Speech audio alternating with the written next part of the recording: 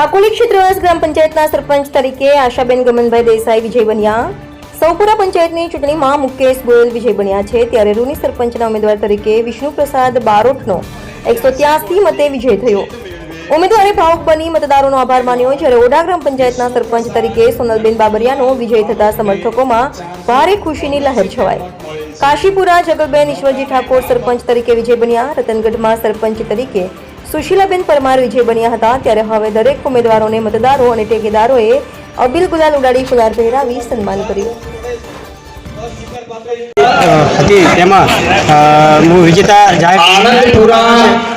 ગ્રામ પંચાયતની ચૂંટણી માટે સરપંચના ઉમેદવાર અને તેમના મતગણતરી એજન્ટો ક્ષેત્રવાસ ગ્રામ પંચાયતમાં દરેક મતદારોનો ખૂબ ખૂબ આભાર માનું છું અને 144 વોટે બહુ સારી લીડ મને મેળવી આપી છે।